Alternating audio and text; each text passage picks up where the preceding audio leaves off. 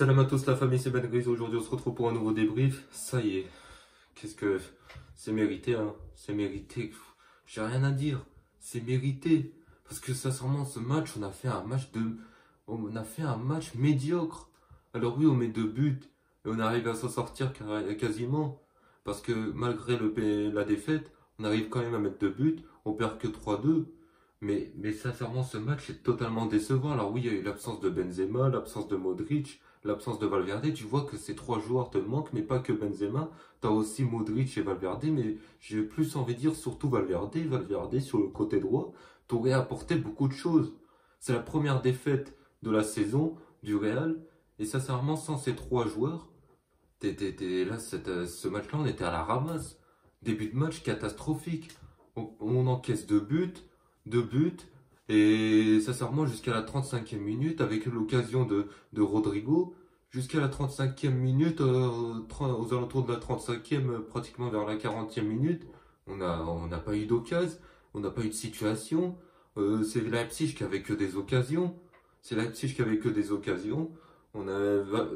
T'avais Nkunku qui se baladait. Nkunku qui se baladait techniquement. Pourtant, en début de match, on a fait un match intéressant.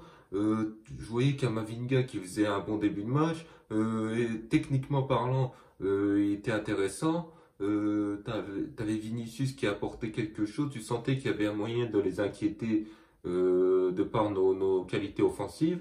Mais derrière, on se fait punir. On se prend le deuxième but. Et heureusement, derrière, tu as Vinicius qui nous relance juste avant la mi-temps. Là, tu te dis, bah, ça y est, le Real est lancé. Deuxième mi-temps, on arrive en deuxième mi-temps, on continue à dominer tout le match. Et au final, on se fait surprendre par Timo Werner. Lui, ça m'énerve. Timo Werner, en fait, Timo Werner, c'est R9 contre le Real. C'est ça, c'est R9 contre le Real. Il a marqué avec Chelsea en 2021. 2022 pareil au Bernabeu en faisant un truc incroyable et là il marque contre nous. Là il célèbre, on dirait c'est une finale de Ligue des Champions, on reste premier de notre groupe, mais sincèrement ce match il est catastrophique, il est décevant parce que sincèrement normalement on ne doit pas perdre de cette manière là, même si tu as l'absence de Benzema, Valverde et Modric, sans qu'en milieu de terrain Luka Modric t'a manqué. C'est incroyable comment il te manquait. Tu sens qu'en fait, Camavinga ne pouvait pas t'apporter plus au milieu de terrain par rapport à un Luka Modric. Sur le côté gauche, Nacho, sur le côté gauche, faut arrêter, faut arrêter. Tu mets des Vasquez. C'est quand qu'on va que Ancelotti, je sais pas, ou que les gens vont comprendre qu'il faut arrêter de mettre Lucas Vasquez à droite ou alors Nacho à gauche. Voilà, Ferland Mendy n'est pas à gauche, les boulevards qu'on se prenait. Mais bon, finalement, il fait pas des. Et avant, il faisait pas des attaques comme Marcelo. Et, Ferland Mendy n'attaque pas comme Marcelo à l'époque, donc on dit qu'il est pas bon, on veut le faire remplacer. Voilà, on sent que sans Ferland Mendy sur le côté gauche, et ben là, tu as eu des boulevards. Défensivement, tu es plus en difficulté sans Ferland Mendy qu'avec Ferland Mendy. Tu sens que Ferland Mendy, t'as beaucoup manqué sur ce côté gauche, et il t'a mis Nacho. Et sincèrement, Ferland Mendy, c'était décevant qu'il soit pas là parce que sincèrement, il nous aurait apporté beaucoup dans défensivement. Alors tout le monde disait, tout le monde était déçu de la part de Ferland Mendy parce qu'il faisait pas, il attaquait pas comme Marcelo à l'époque. Donc du coup, alors on le laissait, on disait que c'était pas ouf. Mais sincèrement, ce qui nous a manqué le plus là.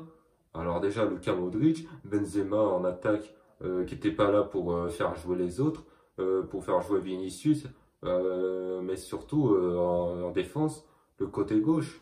Le côté gauche, Ferland Mendy, là, avec ce match, tu vois qu'il est indispensable. J'insiste, mais Ferland Mendy, il est indispensable à gauche. Et sincèrement, c'est vraiment décevant. Eder Militao qui est responsable largement sur le troisième but. C'est lui qui couvre pas Timo Werner. Le ballon arrive sur Timo Werner. Tu vois qu'il y a Eder Militao. Il doit protéger, il doit couvrir, il doit empêcher Timo Werner de recevoir la balle. Il doit se mettre devant, hop, dégager la balle du pied gauche. Ou voilà, la contrôler et vite la mettre du pied gauche, de la relancer du pied gauche. Parce que sincèrement, ça vient sur. C'est Simakan sur le côté droit qui fait un centre. Et après, derrière, ça arrive sur Werner. Il y a Militao qui est là. et t'as le ballon qui arrive devant, Werner qui reprend la balle. Mais à un moment donné, Militao, il aurait dû faire un effort, Militao. Après, ça va, dans les dernières minutes, on a réussi à avoir un penalty indiscutable. Il a hésité, l'arbitre, j'ai cru qu'il allait pas siffler penalty. Pour moi, sur l'action, il y avait penalty. On voyait bien, peut-être pas sur l'action directe, mais sur le ralenti, on voit bien que Nkunku, il fait clairement faute, donc il n'y avait pas de débat là-dessus. Donc on arrive à mettre ce penalty. Il ne manquerait plus qu'il le rate. Alors là, ça aurait été le match, vraiment, ça aurait été la totale. Bon, il l'a mise au fond, Rodrigo. Mais sincèrement, le match était trop décevant. On a réussi à mettre ce penalty qui nous permet de ressortir avec un but d'écart sur cette défaite. Mais là, on laisse Leipzig nous recoller à 9 points. Là, on a 10 points, on est toujours premier.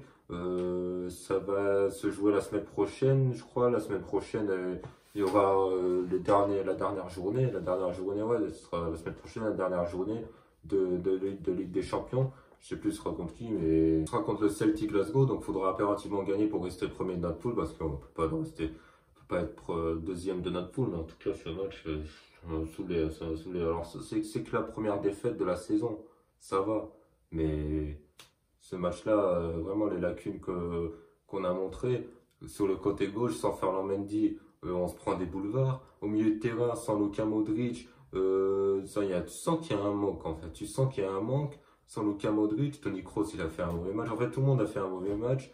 En attaque, bien sûr, l'absence de Benzema. Sur le côté droit, l'absence de Valverde. Tu sens qu'en fait, dans ce match, tu n'avais rien que Valverde. Ça t'aurait apporté un truc. Parce que là, Valverde n'était pas là parce qu'il avait pris un coup. Il s'était blessé lors du match contre Séville. Mais sincèrement, tu mets rien que Federico Valverde, il t'apporte grave. Il t'aurait apporté grave. Et bon, ça, c'est... Le fait qu'il soit pas là, ça nous a handicapés. Pareil pour le fait que Benzema soit pas là, que Modric soit pas là, que sur le côté gauche, Ferland Mendy soit pas là. Bref. Que la famille, c'est la fin de ce débrief. J'espère que vous avez apprécié ce débrief. Si vous avez apprécié, comme d'habitude, vous likez, vous commentez, vous partagez. Sur ce, moi je vous dis à plus tard pour un prochain débrief.